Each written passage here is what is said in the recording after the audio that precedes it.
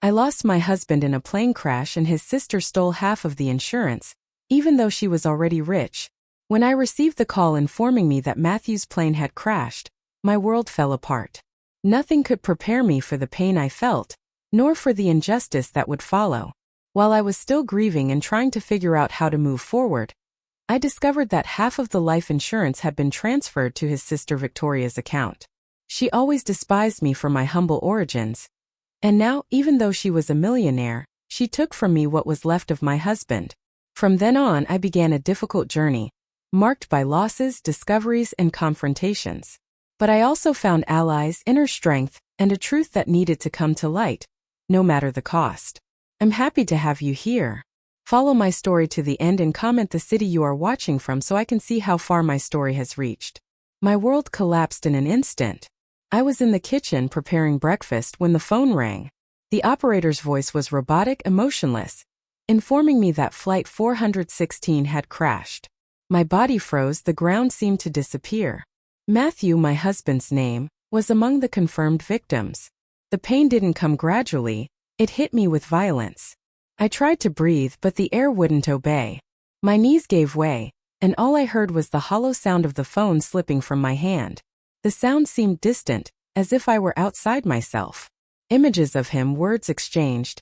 Everything got tangled in my mind in a succession of memories that already seemed from another life. Matthew, love of my life. My foundation. How to live after this. The following hours were a blur of voices, faces, condolences I barely registered. I walked like a shadow through the house, unable to accept that the coat hanging on the door would never be worn again. Every corner seemed to scream his name. My mind refused reality, as if it were all just a cruel mistake that would soon be undone with a call explaining the error. But the error was my hope. That dawn, alone in the dark living room, I cried like never before. I felt stripped of everything, as if my future had been ripped out by the roots. The love we built, the plans we made, everything turned to rubble along with the plane. My phone fell to the floor, but my heart had already plummeted before that. The funeral was an arid crossing. I could barely hold my head up before the closed coffin.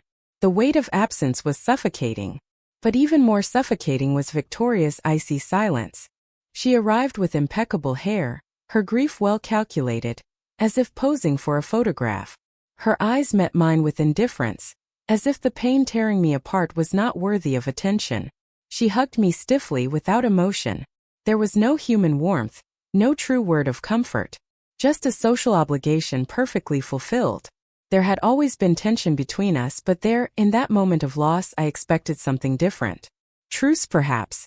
But what I received was a reminder of how she always saw me. An inconvenience, an intruder. During the ceremony, I noticed she cried. But it was hard to believe those tears were for Matthew. There was something in the calculated way she carried herself, in the words she chose in her speech, that sounded false. I wondered if she ever loved him, or if it was all part of a game of appearances. And why, even in mourning, did she insist on belittling me? I returned home exhausted, my soul in tatters. The emptiness was physical, it hurt my body. I sat on the couch and stayed there, staring at nothing. But something inside me began to stir. A discomfort, a restlessness. Something about Victoria at that funeral made me feel there was more beneath the surface. She hugged me, but it was like being enveloped in ice. A few weeks later, I received a letter from the bank. It was about Matthew's life insurance.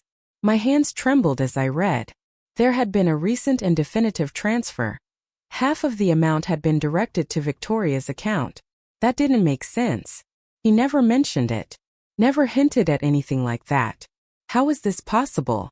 I rushed to the documents we had together, tried to find a clue, any mention that would justify that decision. Nothing. Not a single line. Matthew had always been concerned with protecting me, with ensuring my well-being. Why would he leave half of the insurance to a woman who barely spoke to him? My blood boiled in my veins. I called the bank, then the family lawyer, but the answers were vague. It's in the records. It was duly authorized. Everything is legalized. But something didn't fit. This couldn't be just a Will's whim. It was something bigger, something dark, and I needed to understand. I needed to fight. I got up from the couch more firmly than I expected. The pain hadn't passed, but something new was emerging. indignation. A spark of justice began to burn within me, mixed with sadness. If she thought I would stay silent, she was mistaken. My hands trembled, but my spirit screamed for justice. I scheduled a meeting with the Carson family lawyer. I waited in the spacious room, surrounded by expensive paintings and shelves filled with books that seemed never to have been opened. When he entered, I noticed a rehearsed caution in his eyes. I asked in a firm voice about the change in the insurance policy. The answer came too quickly. Matthew authorized the change weeks before the accident. I couldn't contain the impact. But why? I questioned. He shrugged and gave me a condescending look. Your husband signed, Mrs. Carson. There was no fraud. That cut me deeper than I would have liked to admit. But a seed of doubt sprouted. Matthew wouldn't do that without telling me. He was transparent, careful. Something was wrong. Very wrong. I insisted on seeing the document. There was a signature similar, but with subtly different strokes. The lawyer said the expert confirmed its validity, but he seemed nervous. I knew I needed to go further. If that were true, my pain would turn into confusion. But if it were a lie, there was a crime. And I couldn't allow it to be buried. I got up, more determined than when I entered. The pain still accompanied me, but now walked alongside anger. I left the office with my heart pounding, not from loss but from distrust. It wasn't fraud if he signed, he said. But what if it wasn't him? I told Ellie everything that same night. She listened in silence, her eyes attentive and her brow furrowed. Ellie always had a keen instinct for noticing when something wasn't right. This doesn't add up, Emily. Not even close. She walked around the room, crossing her arms. You need someone who knows where to look. Someone who won't accept ready answers. It was she who mentioned Daniel Reed, a private detective with a reputation for going the distance. I hesitated. I didn't know if I was ready to excavate my own husband's life. But Ellie insisted. It's not about him. It's about the truth. And if Victoria is guilty, she needs to pay. I agreed. What was at stake was much more than money. Daniel came to my house 2 days later. A man with a firm voice and a direct gaze. He didn't treat me with pity but with respect. He listened to every detail carefully and asked precise questions. At the end of the conversation, he just said, I'll start immediately. For the first time since the accident, I felt I wasn't alone. As he walked out the door, I looked at Ellie, who just nodded. If there's something hidden, Daniel will find it. 2 weeks later, Daniel returned with information that shocked me. He tracked Matthew's bank movements and discovered something strange. Less than a month before the accident, there was a series of transfers between family accounts, including from James Doyle's account, Victoria's husband, to an offshore account in the name of third parties. Even more unsettling, the insurance alteration was made precisely during this period, in a notary's office where Matthew had never been, according to his flight records. Daniel even found surveillance footage showing another person signing, but with their face covered. Doubt turned into certainty. This wasn't carelessness. It was a plan. I felt dizzy. This wasn't just a family feud. It was a conspiracy. What if Matthew had suspected something? What if his death hadn't just been an accident? My hands grew cold, but my blood boiled. There was a dark world behind that facade of mourning. Daniel looked at me gravely. His words were a dry but necessary blow. He looked at me and said, It wasn't a coincidence. Memories came in waves, some gentle, others overwhelming. I began to mentally revisit my last days with Matthew, trying to find any sign I might have missed between the lines. And I found it.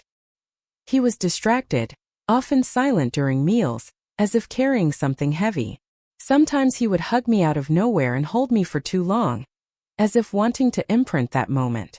I naive thought it was just work fatigue. There was one particular night, days before the tragedy, when he woke up startled. He was sweating, mumbling Victoria's name amidst disjointed phrases. When I asked what was wrong, he brushed it off with a forced smile. Now I realized there was fear in his eyes. He was never one to keep things from me, but something had changed there. His love remained firm, but his tranquility had vanished. I started to doubt everything I thought I knew. The small delays, the calls he ended too quickly, the lost glances. How did I not notice before? The pain of his death now mixed with a new wound, the certainty that he carried a secret. And perhaps, just perhaps, he knew he was in danger.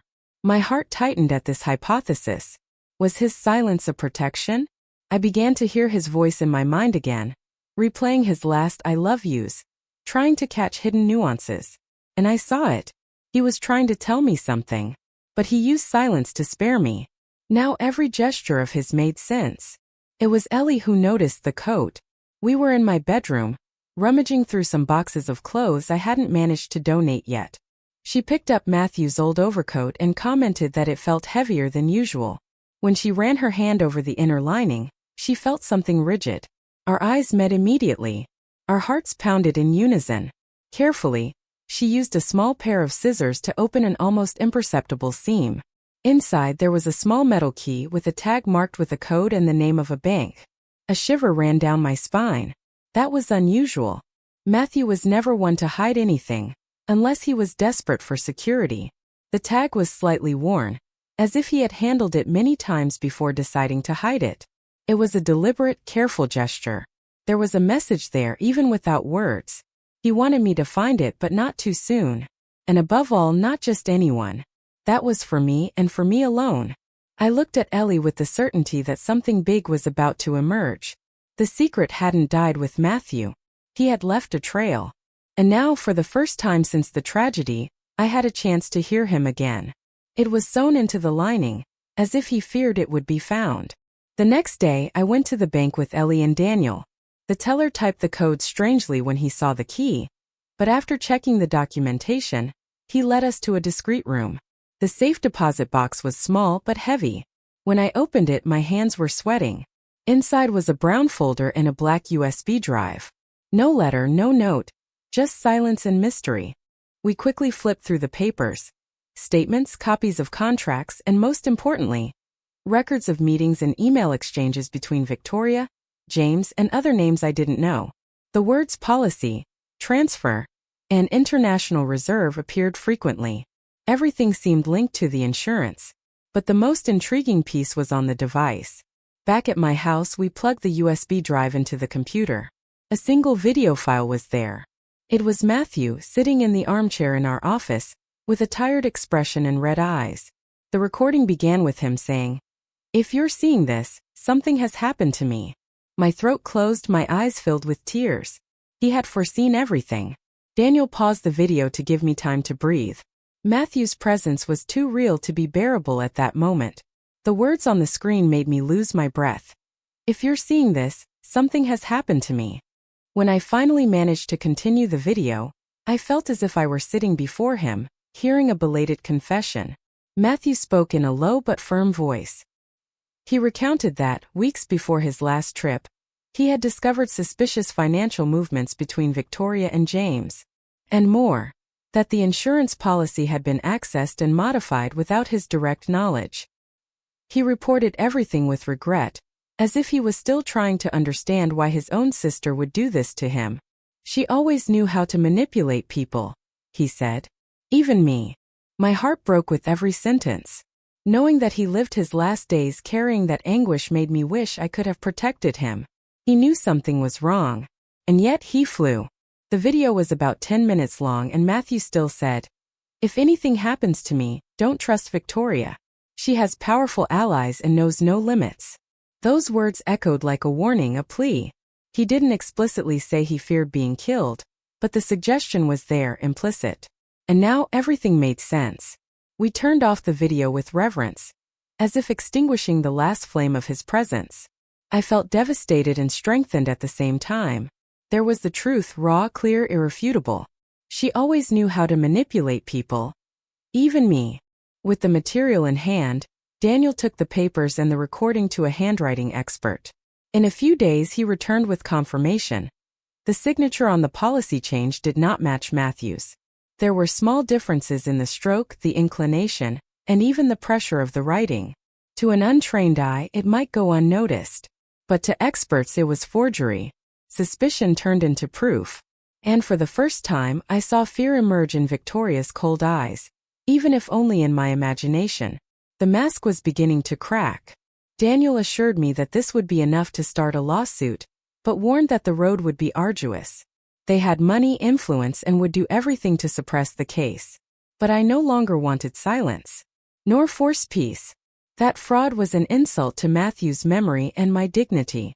I needed to fight. For him. For me. For everything we had built together. The pain of loss now had a purpose, justice. And that gave me strength to continue. I looked at Daniel with tears in my eyes, but with a firm voice. We have a case of forgery, Emily. In the days that followed, I gathered all the documents with Ellie and Daniel. The process would be long and threats almost certain. But I was no longer the lost woman from the funeral. I stood tall, with evidence in hand and my heart sustained by a greater cause. Matthew trusted me even after he left. I would not disappoint him. We registered the files at the notary's office and filed the initial documents with the court. The complaint was officially opened, and Victoria's name was listed as a party under investigation. As I signed, my hand trembled but did not hesitate. The first step had been taken. I was about to face an empire. But with the truth on my side. Returning home that night was different. For the first time, I didn't cry when I saw the empty armchair. I sat there, closed my eyes, and thanked Matthew for trusting me to the end. I was no longer in mourning. I was in battle. I knew I was messing with giants, but now I had proof. The encounter was inevitable. Victoria was waiting for me outside Daniel's office, in her luxury car, and with that smile of someone who always believes they are in control. She stepped out of the vehicle as if stepping onto her own ground and approached me with calculated steps. "Do you really want to expose yourself like this, Emily?" she said in a tone that tried to sound casual but hid a threat.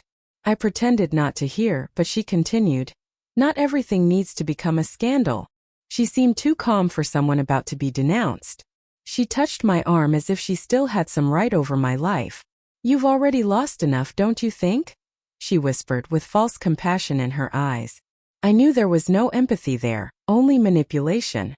Her mask of mourning began to melt, revealing what had always been behind it: coldness and greed. She took a step back, maintaining her smile intact. "Some things are better left buried." The weight of her words hung in the air like poison, but instead of fear, what grew in me was conviction. That confrontation only reinforced that I was on the right path. And the more threatened she appeared, the more I knew there was truth in my quest. I went my way without looking back. Victoria still thought she could silence me with elegant phrases and haughty looks, but she underestimated the power of a woman who had already lost everything. She smiled and said, "The truth doesn't always win." 2 days later, it was James Doyle's turn to appear. He invited me for a civilized conversation in his office, under the pretext of avoiding unnecessary wear and tear. I sat before him like someone facing an enemy in an open field. James was different from Victoria. Less theatrical, more practical. And straight to the point. "We can resolve this quietly." He placed an envelope on the table. "Fair compensation in the name of peace." I didn't touch the envelope. My breathing was held, my heart firm. "Are you trying to buy my silence?" I asked. He didn't answer, just kept his gaze firm, as if it were just another business deal. But to me it was an offense. An attempt to silence the cry for justice that Matthew left behind. That amount, however large, would never erase what they did. It wouldn't wash away the mistakes, wouldn't bring relief, just dirt covered with money. I slowly stood up, keeping my eyes on his. "I'm not for sale." And with that, I left without looking back. No amount of money in the world would pay for the dignity I had left. At the door, I took a deep breath and left the envelope untouched on the marble table. He slid the envelope across the table, but I didn't open it. The same day, I sought a trusted journalist, recommended by Daniel. I handed over copies of the documents, Matthew's recording, and the expert reports. He listened in silence, visibly impressed. "If this goes public, it will become an avalanche," he said. I nodded. It was no longer about caution, it was about justice. It was time to expose every lie, every disguise. 2 days later, the article was prominently published. Social media exploded with reactions. Victoria's image began to crumble, and the society that once revered her now questioned her integrity. James also became a target, and the silence he tried to buy now screamed across the country. I knew retaliation would come, but I didn't care. It had to be done. Ellie stayed by my side the whole time, while I received messages of support and also threats. But there was no more fear. There was truth. And that truth was strong enough to face any storm. Matthew would have done the same for me. Now it was my turn to honor his courage with mine. I turned off the lights in the living room that night, feeling the weight of the choice I had made. There was no turning back now. The war had begun. Laura Green appeared like a ghost from the past. The Carson family's former housekeeper called me in a low, almost whispering voice, asking to meet. We met in a secluded park, where she arrived wearing dark glasses and a loose coat, as if fleeing something. "You've stirred up something dangerous, Emily, but you're not wrong," were her first words. Laura seemed burdened with guilt. The wrinkles on her face told stories she wasn't yet brave enough to reveal. When I asked why she was looking for me, she replied with a long sigh. "I've been silent for too long." Her eyes welled up. "I saw more than I should have in that house, but I thought it was just another elite game. Now I see it was something much crueler." She handed me a thin envelope with old photos, notes, and records carefully kept. "Victoria was never innocent. And what she did to you, she's done before." That chilled my blood. Laura was ready to speak, and her words carried the weight of someone who had seen the roots of manipulation grow right before her eyes. Her silence until then had been out of fear. Now it was out of remorse. I held her hand and thanked her. She smiled, her eyes full of tears. "Matthew was good. He deserved justice. And so do you." I kept silent for decades, but I can't anymore. In the days that followed, Laura told me everything in detail. Years ago, after the Carson father's death, Victoria forged documents to alter the terms of the will. She managed to convince the lawyers that there was an annex, in which the father left most of the inheritance to her. Emily, the younger sister, accepted without question, but Matthew, he knew. And he hated it. Laura recalled an argument between the siblings, with screams echoing through the house. Matthew accused Victoria of lying, of forging documents. But for some reason he never took it to court.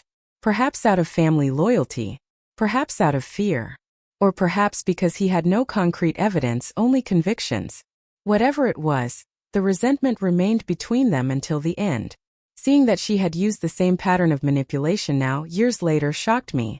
That woman had molded her life on a web of fraud and destruction. It wasn't just a money dispute. It was a repetition of crimes committed under the protection of the family name and fortune. And now I had witnesses. Laura cried as she spoke. He tried to stop it, but he was alone. She deceived her own flesh and blood. With the help of Daniel and Ellie, we organized all the information Laura brought. Recorded testimonies, original documents from the time of the father's inheritance, records she had kept, fearing they would be destroyed. Ellie, meticulous as ever, put together a robust dossier with dates, evidence, and the timeline of the manipulations. We presented everything to the prosecutor, who was impressed by the solidity of the information. Now the process gained deeper contours. It was not just about the insurance, but about a history of family fraud. And Laura, for her courage, became a key piece. Her decision to speak could be the link we were missing. That night, Ellie looked at me with a sparkle in her eyes. "This goes beyond us, Emily. We are unearthing decades of lies." I nodded in silence, feeling the responsibility weighing on my shoulders. But also the strength. We were no longer alone. The truth was gaining allies. I held the dossier tightly in my hands, my heart pounding strongly. With this statement, we have a long line of corruption. The story spread like wildfire. In a few days, Victoria became the target of a growing wave of criticism. Social media, once full of praise for her elegance and philanthropy, was now flooded with accusations. People wondered how someone who already had everything could take from a grieving widow. Harsh comments emerged, exposing her arrogant history and contradictions. Influencers began to comment on the case, bringing to light old controversies suppressed by the Carson family. The press dug deeper, and photos of Victoria at parties days after the funeral surfaced. She tried to control the narrative, issuing cold and evasive notes, but the public no longer bought it. Her image as a sophisticated woman crumbled before the raw truth that emerged. Deep down, I felt no pleasure in seeing her fall. I felt justice. The same public she charmed with donations and events now saw what lay behind the veneer. The pain I silently carried began to be understood. It was still difficult to leave the house, but knowing that the world was beginning to see what I fought so hard to reveal gave me strength. I read the comments in silence, feeling the weight of what was happening. They were not just words. It was the beginning of the end of a farce. The comments were cruel but real. Meanwhile, Daniel continued to dig into the backstage of the Doyle fortune. It was he who discovered that James was facing a spiral of debt, risky investments, misguided financial bets, and loans in the name of shell companies. The most shocking thing was learning that part of Matthew's insurance money was diverted to cover these holes. James's false generosity hid the panic of a man on the verge of collapse. Appearances were impeccable. Imported cars, ambassadorial dinners, luxurious trips, but behind it all was a financial abyss. When Matthew died, the insurance became a quick solution to a growing problem. They not only manipulated the policy, they used the tragedy as a lifeline. That disgusted me. Knowing that mourning became currency to cover moral and financial bankruptcy was something I would never imagine. And the most perverse, James still had the audacity to try to make a deal, as if it were all just a misunderstanding. Daniel gathered the statements, the banking connections, and handed everything over to the prosecutor. As he closed the folder with the evidence, he looked at me with a serious expression. It wasn't just ambition. It was desperation. With all the pieces on the table, the final picture was clear. James used his influence to pressure Victoria. She had hesitated at first, but he insisted, manipulated, made promises and threats. The pressure was so great that she gave in, altering the insurance with the help of contacts at the notary's office. She may not have initiated the plan, but she became an accomplice by choice. That revelation affected me. For years I thought she was just cold and indifferent. Now I saw there were more layers. Pride, submission, and a thirst to keep the empire intact. Daniel mapped out the phone calls, the suspicious meetings, the records of movements at the notary's office. The plot closed. And Victoria, no matter how much she tried to deny it, was up to her neck. I told Ellie everything, and together we felt the gravity of what we were about to face. It wasn't just a lawsuit. It was a denunciation against a system of lies sustained for decades. But now, with evidence and testimonies, we were ready. What began as mourning turned into a mission. And that mission would not end without justice. I looked at the finalized dossier with contained tears. She wasn't the only culprit, but she was complicit. The day of the preliminary hearing arrived with the weight of an eternity. I entered the courtroom with cold hands, a racing heart, and my mind replaying everything I needed to say. Ellie held my purse, while Daniel walked beside me like an invisible shield. When my name was called, my legs faltered, but I continued. The time had come to turn pain into a voice. I sat before the judge and Victoria's lawyers, who barely disguised their contempt. I recounted the loss, the insurance, the discoveries made with the detective's help. With each word, my voice gained firmness. It was as if, by speaking, I finally regained control of my own story.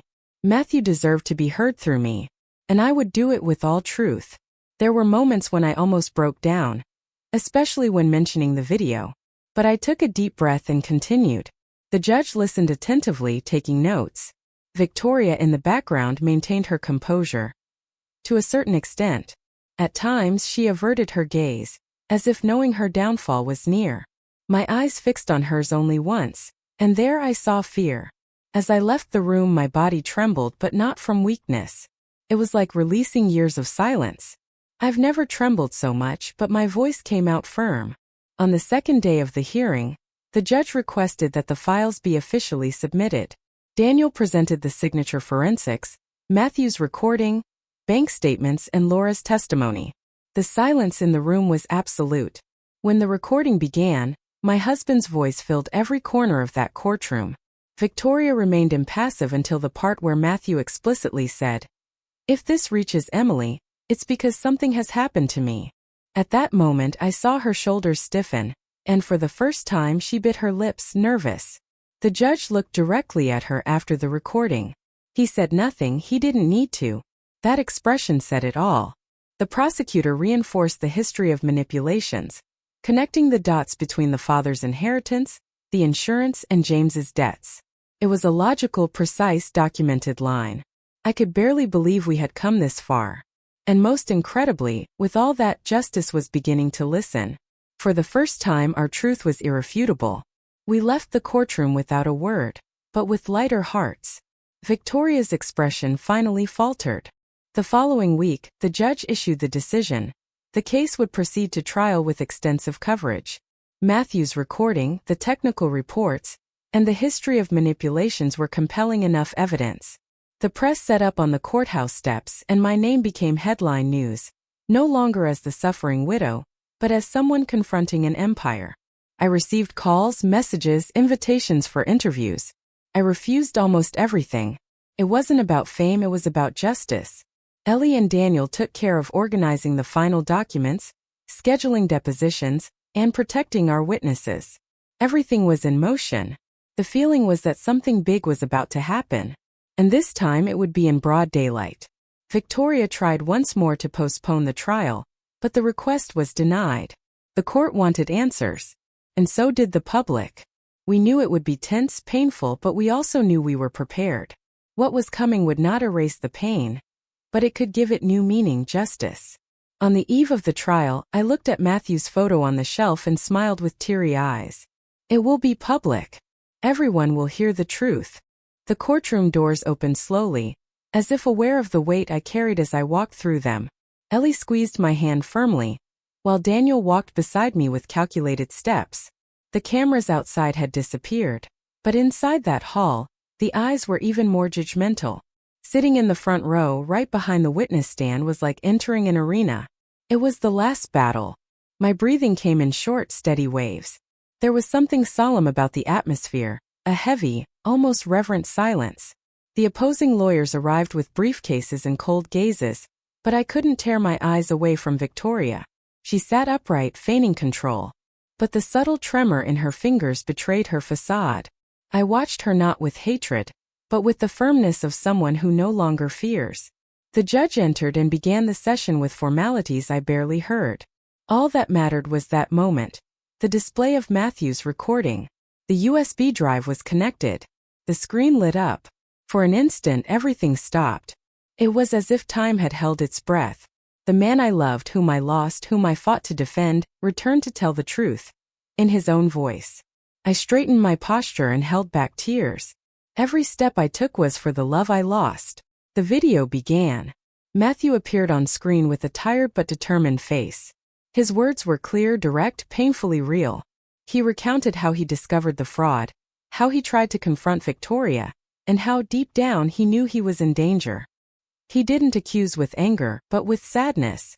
The disappointment in his voice was worse than any shout. The room remained in absolute silence. His words echoed like hammer blows. If something happens to me, don't ignore it. She is capable of anything to keep what she believes is hers by right. When he directly mentioned the life insurance and the alteration without his consent, I felt tears stream down my face without realizing it. It was no longer just my word against theirs. It was his. The recording lasted just over 8 minutes, but it felt like an eternity. When it ended, the silence persisted. No one moved, no one whispered. Even Victoria's lawyer seemed stunned. The judge paused, perhaps to absorb what he had heard, or perhaps to let the impact solidify. I felt Matthew there, not as a memory but as living truth. I looked at Victoria, who avoided my gaze. The silence after his voice was deafening. With the recording exposed, Victoria's mask began to crack. The prosecutor began his presentation of documents, testimonies, expert reports, and connections between those involved. When James's name emerged associated with transfers and hidden debts, glances turned to her. The pressure mounted. Still she tried to react. My brother was unstable, she said, trying to discredit her own flesh and blood. But before she could continue, the judge called for silence. The expert was called and confirmed live that the signature on the policy had been forged. Laura, firm, gave her testimony, recounting Victoria's history in manipulating her father's inheritance. The defenses crumbled one by one. Victoria tried to claim that she was misled by James, that she didn't know the consequences. But it was too late. The evidence was too solid. The witnesses consistent. And Matthew's voice. Impossible to ignore. She lost control when she realized that no one was protecting her anymore. The untouchable woman was now vulnerable, unmasked. The judge interrupted the debates and declared. The judge set his final decision for the following morning. The night was long, almost unbearable. I barely slept, replaying every moment of the hearing, every phrase Matthew uttered, every glance from Victoria. When the sun finally rose, I put on my best coat and went to the courthouse with Ellie and Daniel by my side. As in every step of this journey, we didn't know what the judge would say, but deep down, something inside me already knew. The truth was on our side. The courtroom was packed. Journalists, curious onlookers, ordinary people who were moved by the story. When the judge entered, silence filled the room. He was direct. He acknowledged the fraud in the policy alteration, considered the presented evidence valid, and declared the transfer made to Victoria null. The entire insurance amount would be fully reverted to me, as was Matthew's original wish. My eyes filled with tears. I had won not just the legal battle but the war against injustice, against manipulation, against silence. I closed my eyes for a second, remembering Matthew's smile. It was as if he were there, smiling with me. Finally, the love he had for me had been respected to the end. Ellie hugged me and I cried on her shoulders. I cried, but not from sadness. It was relief. The sentence was clear. Victoria and James would be formally prosecuted for document forgery, patrimonial fraud, and obstruction of justice. They left the courthouse escorted with downcast looks. Their fall was as resounding as the prestige they once boasted. Newspapers displayed the news with headlines about the high society farce. Daniel explained to me that the criminal process would still take months, perhaps years, but the foundations were laid. For the first time, the Carson name was not linked to luxury, but to the responsibility of facing their own shadows. I knew Victoria would do everything to keep what little she still had left, but now there was no escape. The feeling of justice was intense but discreet. There was no celebration, only a silence of peace. And unlike so many unjust endings, ours, mine and Matthew's, had been restored. This time, not even their money saved them. The next morning I went to the cemetery. I brought fresh flowers, tidied the small garden around Matthew's gravestone, and sat on the wooden bench in front. The wind blew gently, and the sun filtered through the trees. I touched the cold stone with my fingertips and smiled, my heart calm. The pain of loss still existed, but now it was soft, resigned. We had won together. I spoke softly, recounting everything that had happened. How I fought, how I feared. How I was supported by friends who became my family. I told him that his courage was my compass, and that I would never have moved forward without that recording. He hadn't just left evidence. He had left a legacy of truth and love. I said goodbye with a kiss on the wedding ring I still wore on my finger. I stood up serenely and walked to the car. For the first time, I left the cemetery without the feeling of abandonment. I was no longer incomplete. I was whole with justice finally done, and with my soul at peace. I closed my eyes and took a deep breath, feeling the world finally in balance. I promised I would do justice, and I kept my promise. Now, I'm curious about you who heard my story. What would you do if you were in my shoes? Have you experienced anything similar? Support the channel by subscribing, liking, commenting, and sharing this video. I'm leaving another story on the final screen that you will also like, and it will definitely surprise you. Thanks for watching. See you in the next video.